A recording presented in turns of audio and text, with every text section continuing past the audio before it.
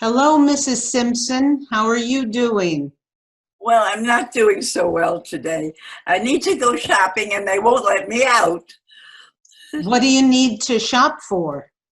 What do you mean? I always shop. What do I need? What a stupid question. I have to get food for my family.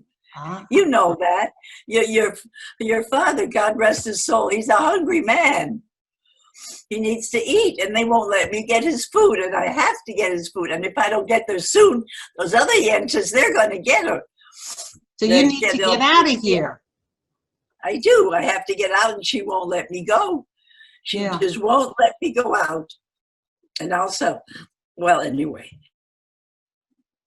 Hmm. It's really hard on you being inside. I'm stuck. Some bell here won't let me out. Doesn't realize I have to cook food for my family. She doesn't have a family. I'm not How surprised that many nobody people? wants.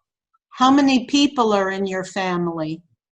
Well, there's my husband and my two little girls, and yeah, and I always have an extra one for Irma. Irma is our good friend. She always comes.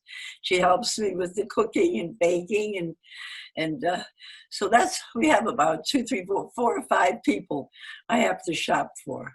Right. I can do that. I always shop like that. And you did it every day? Yes, every day of my life I went. Well, on Hmm. Shabbos I didn't go on Saturdays, but Right, I went on Good Friday. It was okay. I went right. then.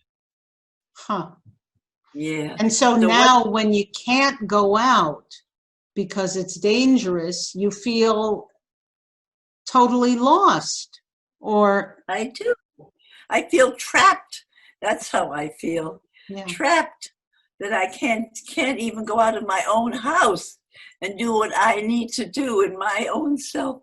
That right, I'm like a prisoner, right. prisoner in Second Avenue. Oh, Yes, that's what I am. did you ever in your life have to go through something like this before? Well, you know, I think a long time ago I couldn't go out. When you remember when President Roosevelt he got polio. Right. Everybody was afraid of getting polio, that it would spread.